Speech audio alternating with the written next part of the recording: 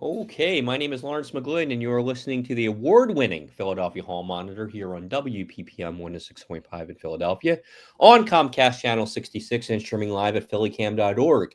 You can find us on Twitter at Hall Monitor WPPM, on our website www.hallmonitor.org, or on Facebook at, what is it, PHM WPPM. Tonight on the program, we'll be joined by Lisa Haber, who will get us caught up on all the school board happenings as we enter the 2025-26 school year. Denise, how are you tonight? I'm good. How are you? I'm okay. Before we get to Lisa, I want to tell you where I was last week and what I saw. Okay. So last Friday, I spent the entire day at City Hall watching the court proceedings about the SEPTA cuts. Mhm. The emergency injunction was filed. One of the plaintiffs is our own Lance Haber, operating as a private citizen. Mhm. And I have to tell you, Denise, I was a little surprised by some of the things I saw, and maybe even a little more surprised at the coverage of this. First of all, there really weren't a ton of reporters there, uh, some in and out. Nobody who really stayed for the entire thing, as far as I could tell. But a lot of, or at least some of the key things that I believed were the key things that happened in this hearing maybe didn't make it out. And I don't understand why. So I'm going to tell you what I saw. Okay. And please feel free to comment at any point. But what I want to start with is when Scott Sauer, the general manager of SEPTA, was called to the stand, testifying under oath, the whole thing. And he was asked, hey, why don't you want to use the stabilization fund? And again, that's the crux of this lawsuit, right? That SEPTA has the budget stabilization fund that they can use to stave off some of these cuts until the budget is passed at the state level, right? Mhm. All right, so that's what we've been talking about. There's between $300 and $400 million in that fund, and to stave off the cuts for 1 month would cost $5 million. All right, not a whole lot to in the grand scheme of things, right? Right. $5 million out of $300 or $400 million, so that people don't have to disrupt their whole lives. Maybe not such a bad investment. All right. So Scott Sauer gets on the stand. He's asked, "What is the stabilization fund?" And he gives the answer he typically gives. It's like our checking account. And the attorney says, "Have you ever read Pennsylvania Act 44?" Pennsylvania Act 44 is the legislation passed in 2007 that created the stabilization fund, which also defines the stabilization fund. Mhm. Uh, Mr. Sauer said, no, I've never read that. Okay. Excuse me, but how are you the general manager of an agency and you have not read a piece of legislation that's directly connected to your agency into a pot of money that you are responsible for? Not just that, but even now, right? Like at this point, when these cuts have already taken effect, and Lance Haber has been asking about them using the stabilization fund for over a year now, if not longer. I've asked him about it, and we've been given the same answer, which turns out not to be the answer. So then the next question was, Mr. Sauer, when you first took over as the SEPTA general manager, he's only been there for less than a year. When you took over, did you say publicly at board meetings that SEPTA was required to have a balanced budget? Sauer said, yes, I did say that. The attorney asked, is that the case? Is that true? And Sauer said, no, it's not true. So why did you say that? Well, at the time I thought that was the case, but it turned out it wasn't. Did you ever correct that? No, I never corrected. I just stopped saying it. So the point there was on two major budget issues, two very, very important things. The general manager of SEPTA did not know the answer to either one of those things. Okay. So then another witness is called up, a witness you may know, Denise, or at least may have heard of, former state senator Vincent Fumo. Ah, yes. A name that many of us have not heard for a very long time, since he was not only voted out of office, but had been convicted of corruption and spent some time in federal prison. But back in his day, he was often referred to as the Vince of Darkness because of how powerful he was. Yes, absolutely. So former senator gets called up, sworn in, and they ask him, did you help write Act 44? Yes, I did. Why did you write Act 44 and have it subsequently passed as law? And he said, well, because what typically happens when you have a Democratic governor and a Republican assembly in Pennsylvania, or vice versa, the budget usually isn't passed on time. It takes longer. And so what happens is for organizations like SEPTA, they have their budget deadline the end of the fiscal year. So there might be a time between when their own budget is passed and the state budget is passed where they don't know how much money they're going to have or what they're going to get from the state. So the budget stabilization fund is to sort of fill that gap. And he continued and said, so that's why I cannot understand why they're not using the money as we intended it to be used to fill these gaps. So the guy who wrote it and passed the legislation is telling you this is what I intended it for. And then they brought up the chief financial officer of SEPTA, Denise. And it was a kind of a long way to get to the final question, which is, could you use the money in the budget stabilization fund to cover these costs until the state budget is finished? SEPTA's been telling us they can't do that. Can't do it. CFO under oath had said, yes, we can do that. We can do that. Okay, so let me understand something. The rate stabilization fund's purpose is to, I guess, Harrisburg-proof SEPTA and Yeah. other agencies like it, because, and this is, for everybody who may not know this, we are nearing the third month of Pennsylvania not having a budget. Yeah. So this rate stabilization fund was put in place so that organizations like SEPTA wouldn't be adversely impacted by the state, not by the people in Harrisburg not being able to come together on a budget in a timely fashion, so that they could continue to run their agency the way they need to run it while people get their heads together.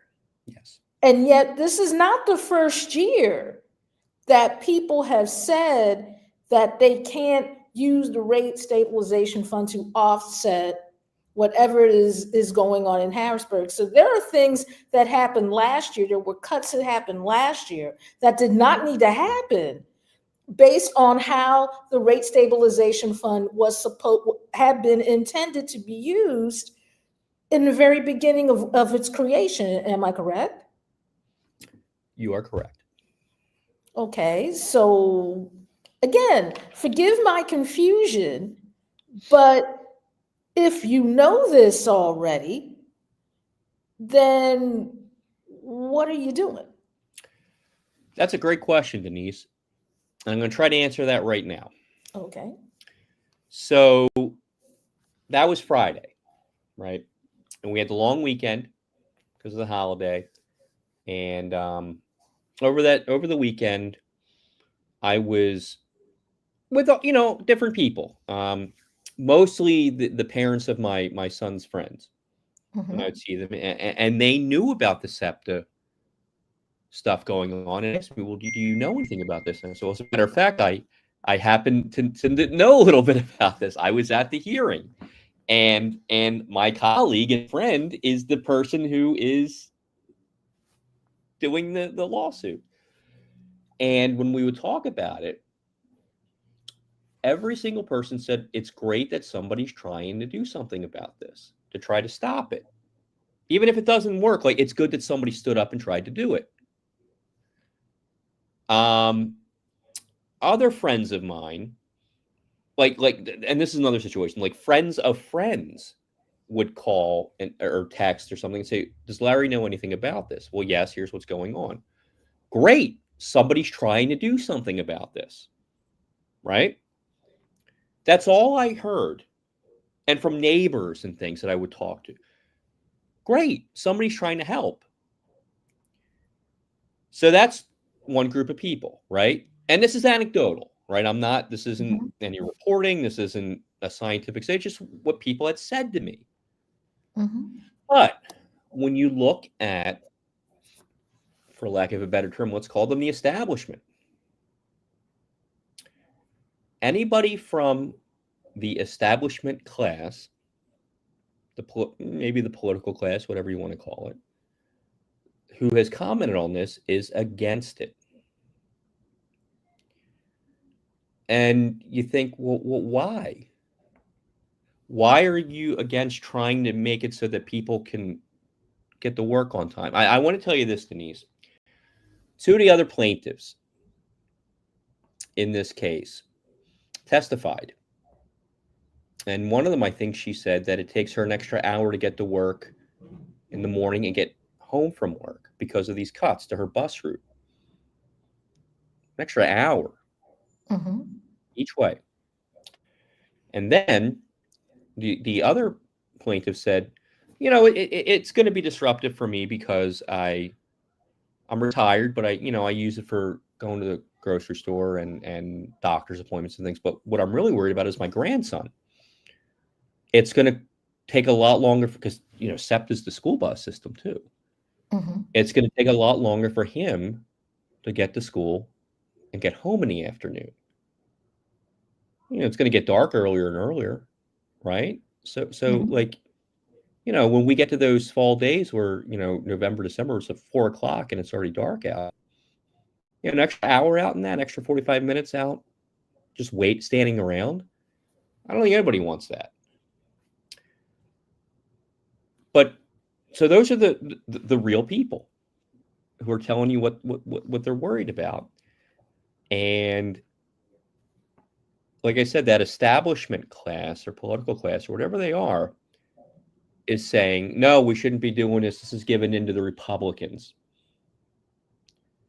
Well, what it sounds to me we're doing here is making these people pawns in a struggle in Harrisburg when it doesn't even have to be that way. You can do both, right? You can help your Yeah. own people. You can help your own people and still fight that fight in Harrisburg. I don't And- think it needs to be this way. And I'll tell you something else, Denise, and this is the last point I'll make about this. When SEPTA was talking about when they're going to make these cuts, right? Mm-hmm. And they said August 24th is the day we have to do this. There was Mm-hmm. about 2 seconds when I said, well, why August 24th? Like, wouldn't it be like the first of the month or something? Right? Like, like why that day?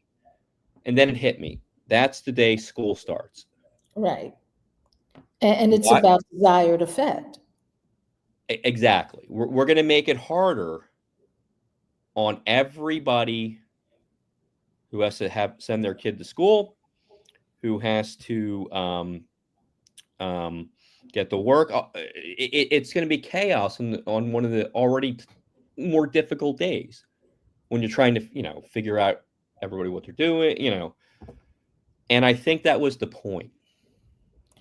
Well, to be honest, I think that a lot of the objection is that people are saying that Harrisburg can't do two things at once. They can't pay attention to getting mass transit as a whole situated and what's going on in Philadelphia. Now, what I have learned throughout this whole process, there's a couple of things. One, the 5-county Philadelphia area is responsible for 40% of all of the money that the Commonwealth takes in to run itself. That's number one. Number two, we don't get anywhere close to what we put in back. I think it's like 30%. I think it's like 30%. Yeah. In a lot of ways, Pennsylvania and Philadelphia is a lot like red states and blue states, where you have blue states like New York, New Jersey, California, that pay most of the nation's taxes, and yet compared to red states, which pay very little, get nothing back. Right. That's why there's a state rep, Melissa Schusterman, out of, I believe it's Chester County, who has proposed a regional taxation plan that would make it so that state taxes, any share of state taxes, was directly proportional to the section of the state that was providing it, which for the 5-county Philadelphia area, that would be great. We would get the kind of money that we need to finance everything we need to finance. But for the people whose sole financial contribution to the state is the farm show, that could be a little dramatic. Which is why that bill it's been introduced. I don't know if it'll ever see the light of day in a committee, or it definitely won't see the light of day on the floor of the House or Senate. But I think it's an interesting idea just because of stuff like this.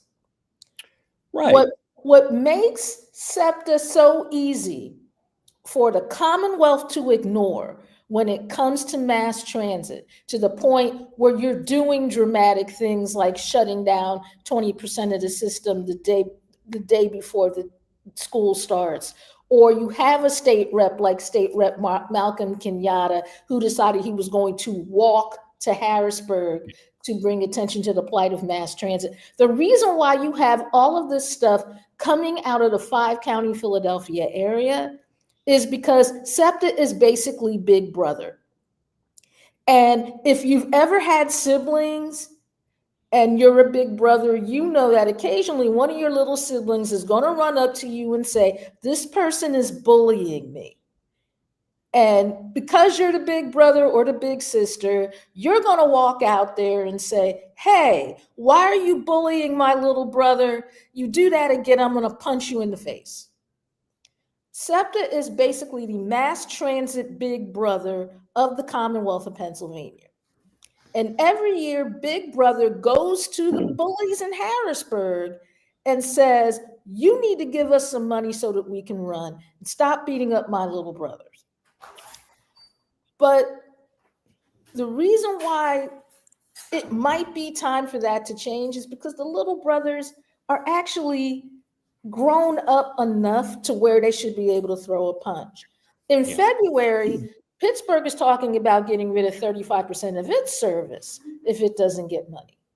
There are already smaller towns with public transit that are making cuts or raising fares because of this.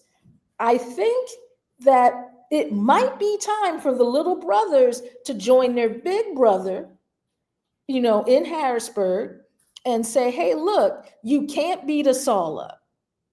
It's time for SEPTA to stop, coming in after every budget session with a black eye and a busted lip and all this other stuff, because it's been fighting everybody else's battles.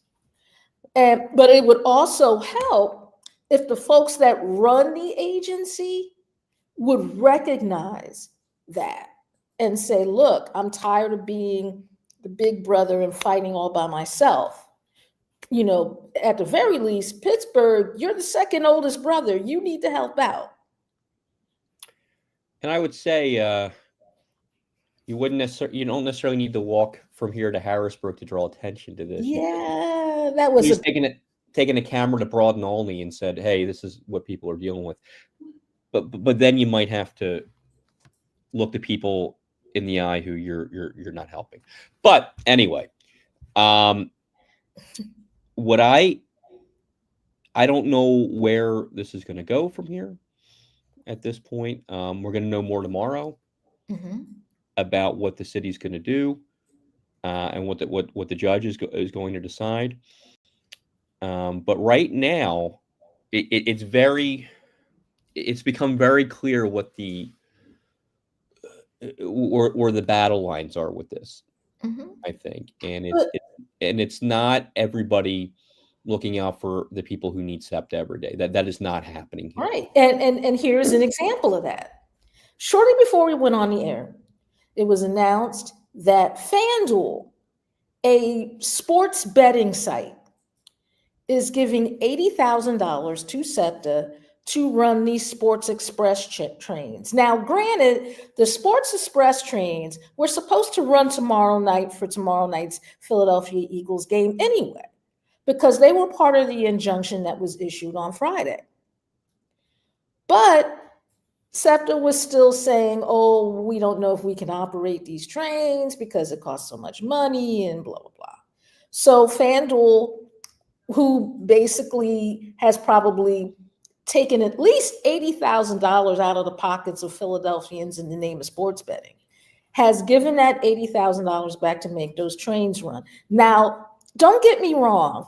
Chris Murray, Hall Monitor sports contributor, is going to be going to the game tomorrow, and he will most likely be getting on one of those Sports Express SEPTA trains to make sure that he can get to his space in at the link on time, and he has his credentials and all this other stuff. But I can't help but think that the fact that SEPTA went out and consciously made the decision to try and find a sponsor for tomorrow night's game, because originally Uber was going to be the sponsor. Mhm. There's a state senator in Bucks County that went out and looked for a sponsor so that people could get to and from the Eagles game tomorrow night on the Sports Express. But yet, you all still haven't thought enough of the Commonwealth or the people in it, or even the people in southeastern Pennsylvania. You haven't thought enough about us to go out and pass a budget that will solve this problem. Because while it's nice that you got the $80,000 from FanDuel, and it's nice that that Uber was going to kick in, that's all very well and good, but it does not solve the problem. And the problem is, you have a mass transit authority with a $213 million hole in its budget that's saying that if that hole is not closed, it is going to make it so the rest of us who need this service and are not necessarily going to Lincoln Financial Field to see a football game where there are standing room tickets going for $800. This does not necessarily help those of us to whom that does not describe.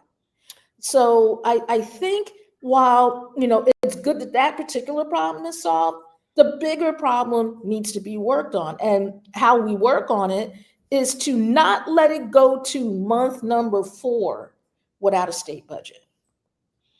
Yeah, and you hear a little bit that maybe we're inching closer, but who knows? Mhm. I'll believe it when I see it. I'll believe a state budget is passed after they take the vote to pass. Mhm. That's when I believe we'll have a state. I I'll don't. believe it when it's signed into law. That's Right, right. It's not done until it's done. So, but again, what we keep coming back to here is the people who can least afford to be jerked around on this thing were and Mhm. still are. And that's everybody's fault, both sides of the aisle. And I just, if I'm those people, and I would say, who's representing me? Who's working for me? So I don't know, but that's where it is right now, and that's what I saw in that courtroom. Tomorrow they're going back to court to hear the rest of it to see if things are going to be rolled back or stay the same, or all the things can go through, all the different cuts. I don't know, but there's still a ways to go on this, Denise.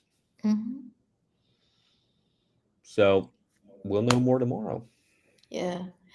Meanwhile, another piece of news that came out before the end of the weekend, some of the money that the city was going to give SEPTA out of the $135 million that it had allotted to SEPTA, they had given some of that money to SEPTA so that they could reinstitute bus lines and trolley lines that are most frequented by school children.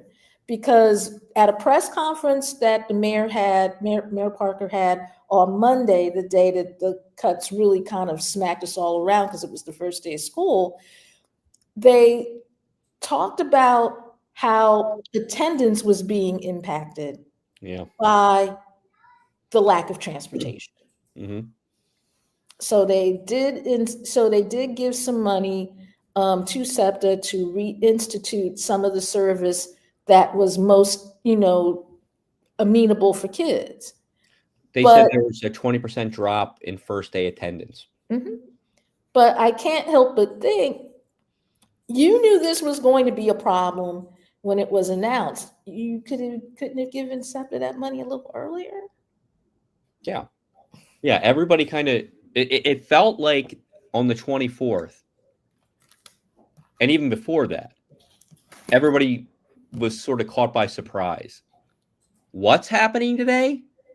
Well, yeah, we've known about this for months. So how is this a surprise?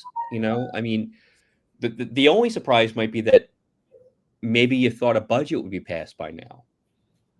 But in reality, I mean, you knew this was coming. You knew it was coming. So the lack of preparation all the way around was surprising to me and disappointing. So that's where it is. So we'll know more tomorrow. Lance will come on next week to fill us in on the details about how all of this went down and what's going to happen tomorrow. And maybe it doesn't get solved completely tomorrow. Maybe it takes longer. I don't know. I'm not an attorney. But we'll see. So tomorrow's going to be an interesting day in the city. And the big thing to keep in mind, though, is what is happening to the people who need this to get to work and get to school, and what is being done for them. And for the last week or two, nothing other than this lawsuit. The lawsuit's the only thing that's been done on their behalf. Other than that, nothing. And then the mayor kicks in some, the city kicks in. That's good. That's a good thing. It's going to help. But again, you're not seeing a lot of action here. When a lot of people, their convenience and comfort's at stake, right? That's important. But also in some cases, their livelihoods. If you can't, if you're going to get to your job later, you might lose your job. If you have to get there earlier, what is that? If you have kids, what does that mean for them? And this gamesmanship or whatever it is at the state level between all these, it's not worth all that. It's not worth the people you're supposed to be helping. I just still can't understand that. But that's just me, Denise. Wow. So I think continuing with this theme a little bit, we're going to bring on our education correspondent, Lisa Haber, to tell us a little bit about the school year that just started. And is she here? Do we have Lisa? Yes. I can see her waving. There she is. Lisa, how are you? Oh, great, Larry. Hey, Denise, how are you? Good. How are you? You Yes, taught middle school. you already did my segue. Yes. Oh, well, please say it again because it needs to be heard. But I just want to talk a little bit before you get to that. Yeah. As a teacher who taught middle school, what was the first day of school like for you? How do you get ready for it, first of all? Like how do you start that? And then what is that first day? I think the answer is, are you ever ready? Mm-hmm. But yeah, you first of all, a teacher, you would have to be like in a full body cast in the hospital to not be in school on the first day. You have to be there. Teachers have to be there. Everybody's got to be there. And of course, you want the children to be there. And, you talked about the fact that SEPTA announced just a few days before the beginning of school. Now, the August action meeting of the school board was on August 21st. SEPTA had already said, oh, okay, we're going to do this, implement the elimination of 32 city bus routes, cutting service on 62 other routes. First day of school. And, the silence was deafening from people whose job it is, as Superintendent Tony Watlington, whose mission, in their words, it is for the 9 members of the school board to be child-centered, to look out for the kids. And somebody said, we're going to get rid of the buses, 62 buses, and we're going to cut services on the first day of school. And I didn't hear the mayor, the president of city council, any member of city council, the president of the school board, we heard nobody say that is outrageous.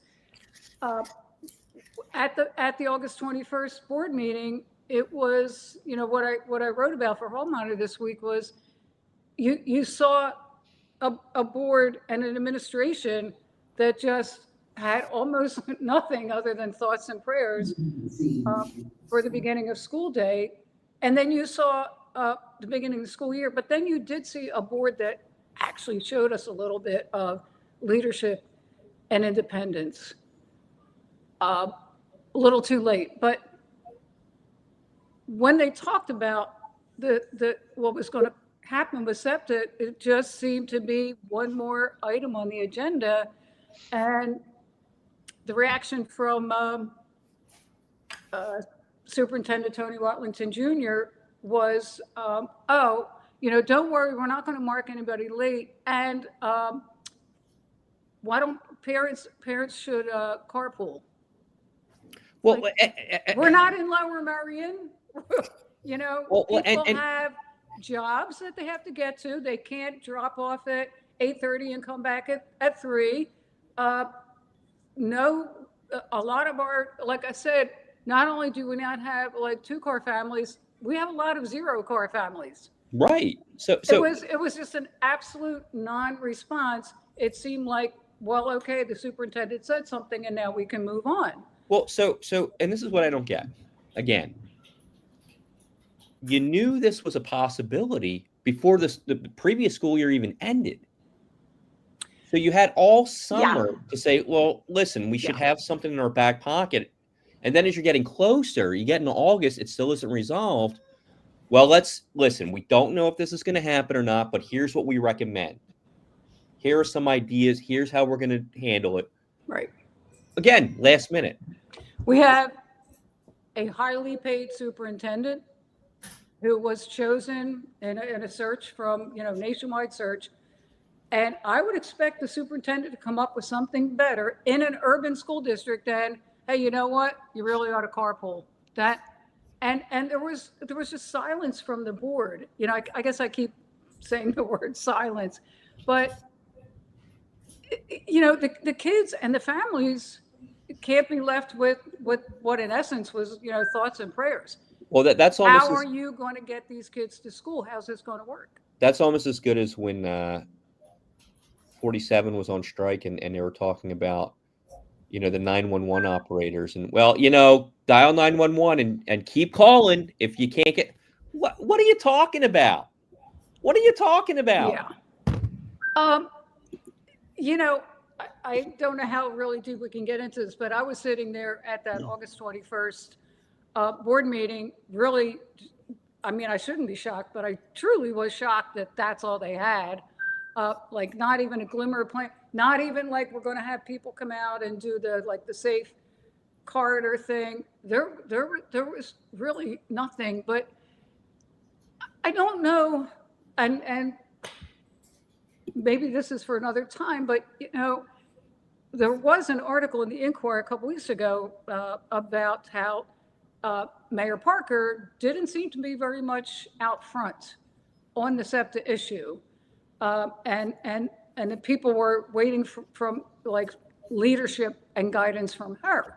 And one reason was when Cheryl Parker ran for mayor, one of her selling points, which obviously worked, was I know Harrisburg.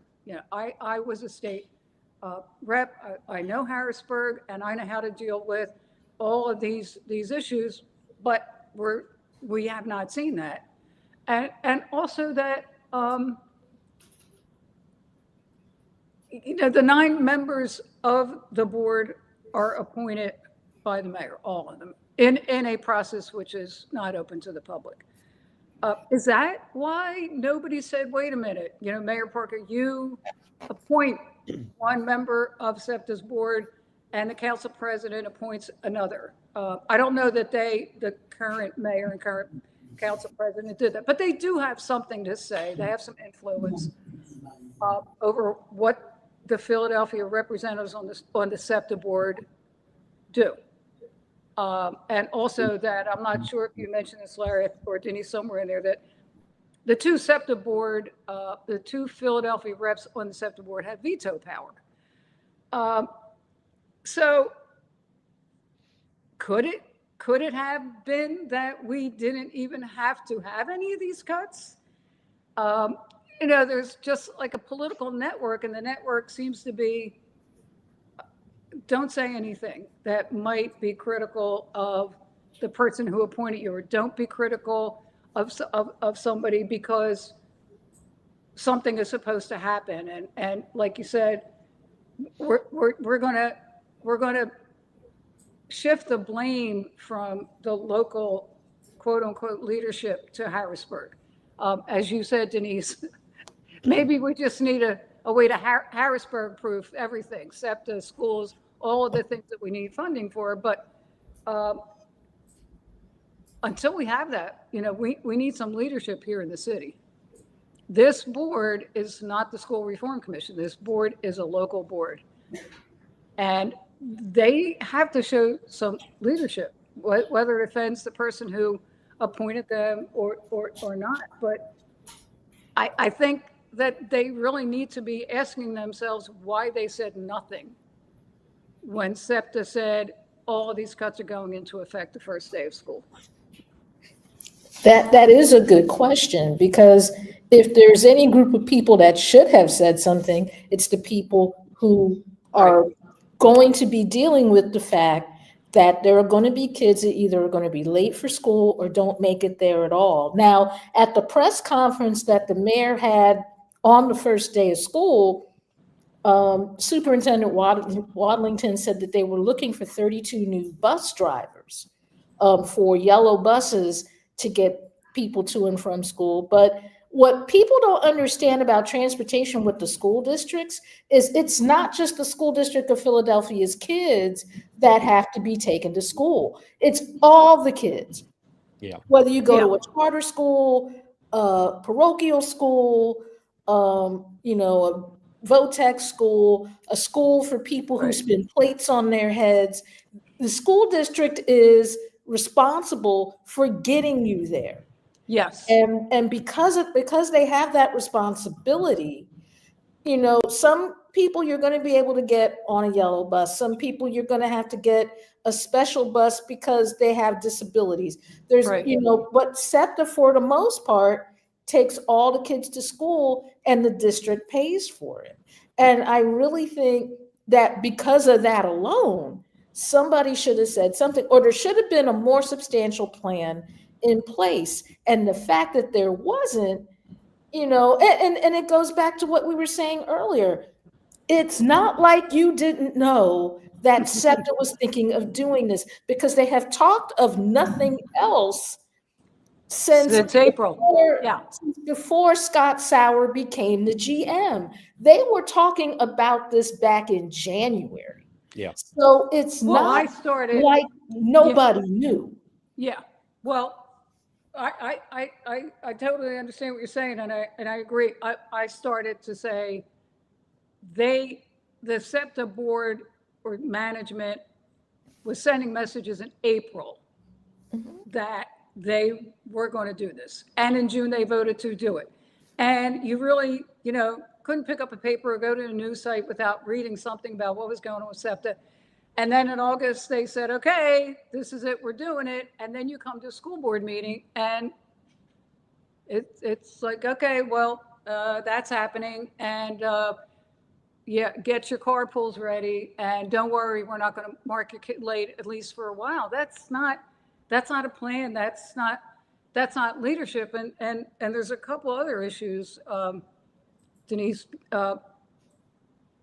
One, Watlington mentioned something about, and if you carpool, you can get a reimbursement. That is only for a certain segment of the population of parents, and it really doesn't address at least two groups of people. One, high school students.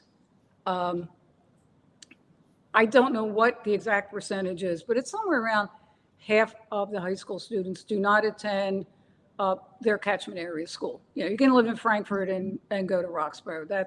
You don't need a waiver for that anymore. That's very common. So a lot of high school kids were coming from West Philly to North Philly to Roxborough, et cetera. So what about them? The other issue that I have not heard anybody bring up is, well, you did just a minute ago, charter school students, because the whole idea of charters and flexibility and freedom and the free market was that they were made to be citywide schools. Like, you didn't have to go to your neighborhood school, which was a selling point, except now that is a problem, because except for that special Renaissance program where kids are supposed to go to their catchment area charter school, even though they're not, but that was the idea. All the other charter schools are citywide. Mm-hmm. So, and we're talking about 35% of the students, K to 12 students in the city. So that has not really been addressed. And yes, the district has to pay for this and responsible for most of the students. But again, where's the plan? But the funny thing kind of is, I wrote about sort of a tale of two boards where we're used to, or we see often that the board does very little deliberation. APS members are there at every meeting. We look at the agenda, we see how much money they're going to be spending. And with this board, the board appointed by Mayor Parker, there are more meetings than not. There is no deliberation when they come to the voting. So there's, board president remarks, superintendent remarks, presentations, student testimony, general testimony. The voting takes 1 minute. Whether that's 30 items, 40 items, it takes 1 minute, and there's no deliberation at all. And what this board has done is, I'll show you.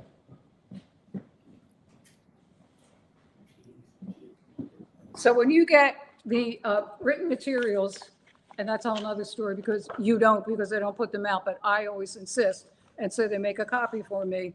But in the meeting materials, they have pages of action item questions, and it'll say what the question is, and submitted by, like, board member Stern or board member Novalis or board member Jones, and then there's a response. This all takes place before the meeting. Now, I would like to see some of these questions actually talked about at the meeting. So this idea that they're only talking to each other, And the response, and I have no idea where that response comes from. Doesn't say where it comes from, but it's not a substitute for having public deliberation.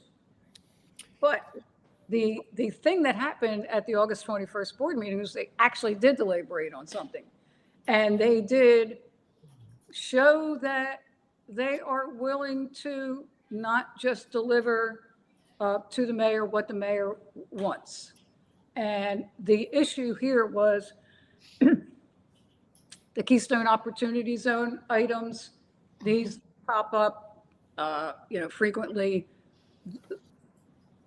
This is a special tax abatement plan, and both City Council and the Board of Education have to sign off on it. And the reason why the board has to sign off on it is they have to say that it's okay for the district to get less money because it's a special tax abatement plan. Now, what happens is, and we've seen this many times, the mayors, the representatives from her Commerce Department come in and they give a presentation. And it is somewhat informational, but really what it is lobbying. It's a sales pitch. It's the mayor's people saying, we really want you to sign off on all of these. And it was 6 items, but it was more than 6 properties. We want you to sign off on all this. And it's going to be great for the city, and it's going to be great for the students. And as I said, we've seen this so many times, and we were just expecting this whole thing to just be rubber stamped. Okay, they gave a presentation. That didn't happen. And the board members apparently didn't want to, they weren't happy with the presentation. And it really was, in my opinion, it was insulting because they would ask questions. The first member who started was board member Crystal Cubbage. And her question was, and this question was picked up by the other board members, you are saying this is going to benefit our students. This KOZ plan has been around for 20 years. Give us some data. Tell us how this has benefited public school graduates and give us a number. They didn't have it. And no matter the follow-up questions or the rephrase questions, and it was, like, we'll get back to you on that. We'll get back to you on that. Of course, the APS members out in the audience were saying, yeah, what, after they vote, then you're going to hand in your homework afterwards? And it was kind of fun to watch because they didn't just, oh, yeah, okay, whatever, KOZs. They did vote to postpone. Well, and Lisa, what I want to say about what you just said, that same conversation or slight variations of it happen everywhere. Everywhere. Denise and I we sit through every budget hearing. We've been there when the administration comes to testify before council. So many times. We'll have to get back to you with that. Well, what are you here for? Yeah. Imagine a student just saying, I have my homework, or a teacher, you come in and observe a teacher. Well, I didn't really have my lesson plan done. That's not going to fly. It's one thing if you say, we were surprised, I'll tell you, because it was the same setup. It was like, oh, we just posted these items the day before. You really didn't have the information. And I got to give a little shout out to our colleagues at Philly Power Research. I said, can you give us the numbers of what that developers would be paying if there were no abatement? And Philly Power Research came through. And I just got up, and after the Commerce Department people were finished, like, can we make a rebuttal? And of course, no, that's fine. So we thought, all right, it's just the same thing. They're just going to listen to one side, and they're going to listen to the presentation, and they didn't. And I'll tell you, they were pleasantly surprised, but we just, we need to see more of that. They ended up voting 7-1. One of the board members was absent, and board president Reginald Streeter voted no. And on the postponement vote, they voted 7-1 to postpone till September. So we will see what happens then, but it was a little glimmer of something that we really need to see a lot more. So the same board who, in the beginning of that meeting, kind of had, no outrage about the fact that the administration, a superintendent that they praise all the time, had no leadership, had no plan in the biggest crisis that we're facing, which is, in the newspaper every single day. But then at the end, they said, nah, we're not going to take this, I say politely, inadequate presentation. No, come back with what we want to see. And it was refreshing. It was kind of fun, actually. We don't see that too often. So, we were encouraging them, like, let's see more of this, because you really can't do that to children and families and not have a plan and not be out there with everything that you have to help kids get to school. You just can't do that. Right. Well, at least there was some good news. It was good. We'll see what happens in September. They might pass it anyway. But, there's a lot of political pressure. When we are in city council, when city council starts up and we're there, you always see developers, lobbyists. There's a lot of pressure from the business community, and we saw what happened with the arena. I mean, developers have a lot of political power. So I gotta say yay for the board for, at least putting the brakes on it, even if only for 1 month. But what they said was that this isn't good enough. You're selling this whole thing by saying it's good for the children, but you have no evidence of that. And speaking of stuff that the board may have to take on in some way, shape, form, or fashion, it was announced today that People for People Charter School is suing the district because their charter has been denied. And the reason that they're giving for the suit is that Joyce Wilkerson shouldn't have been allowed to vote because she is not a school board member. Ah.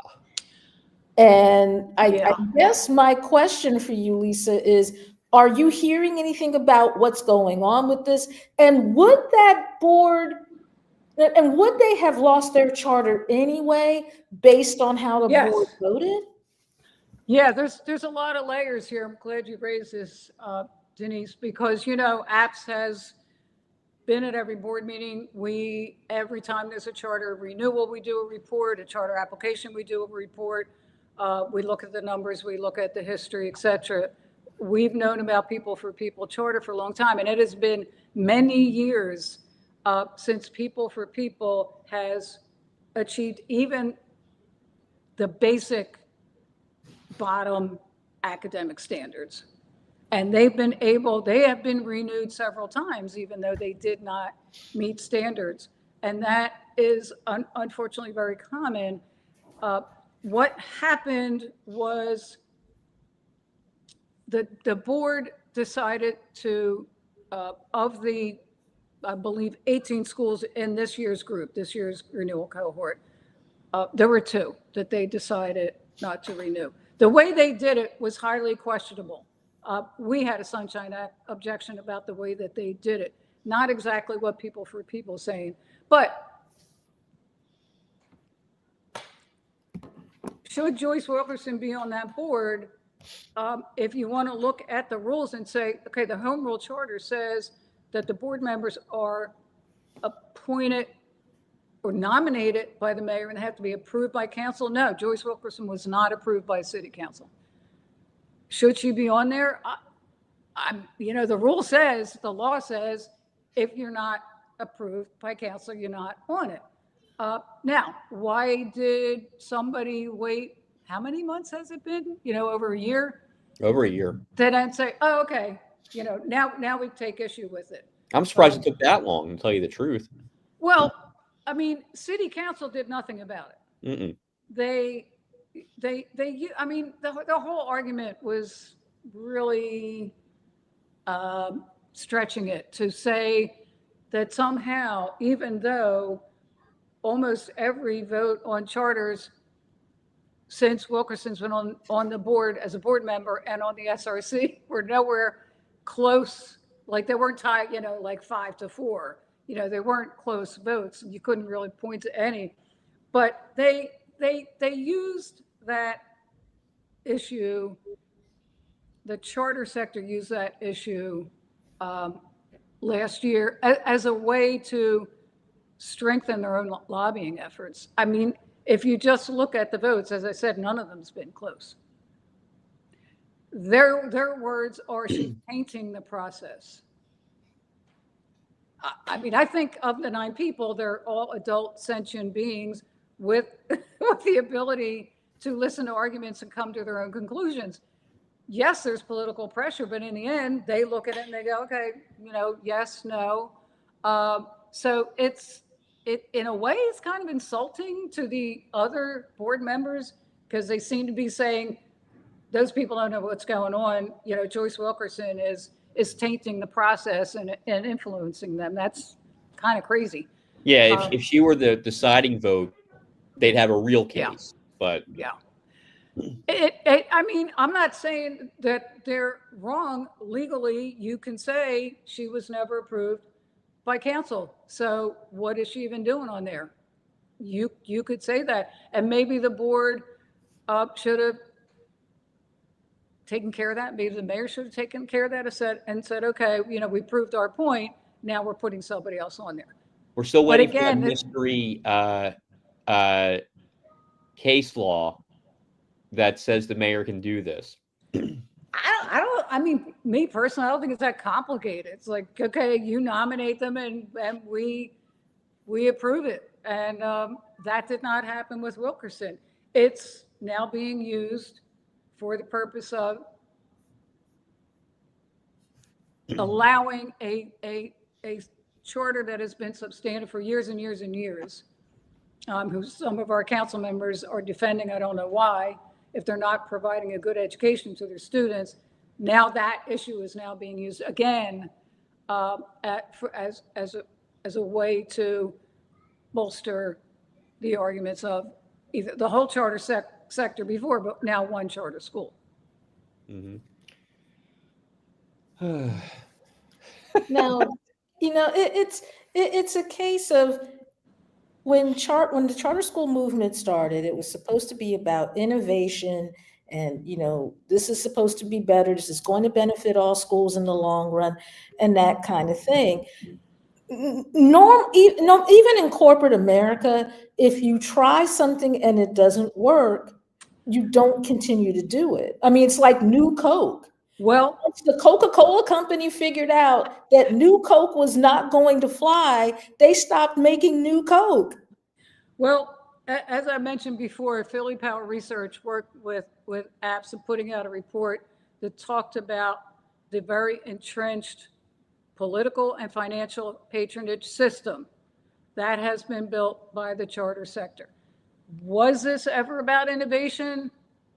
I don't think so. Maybe people think that. I mean, that was a sales pitch. We're going to be better. We're going to educate minority kids better. We're going to educate city kids better. We're going to be innovative. We're going to get rid of those, unions that aren't flexible, and it's all going to be great. And obviously, 25 years in, it's not. But during those 25 years of free market privatization, they have built a very entrenched political patronage system. All right, so we're going to have to leave it there. And we will be back next week on Hall Monitor. Big City Council preview coming next week. All right, we'll see you then. Thanks, guys.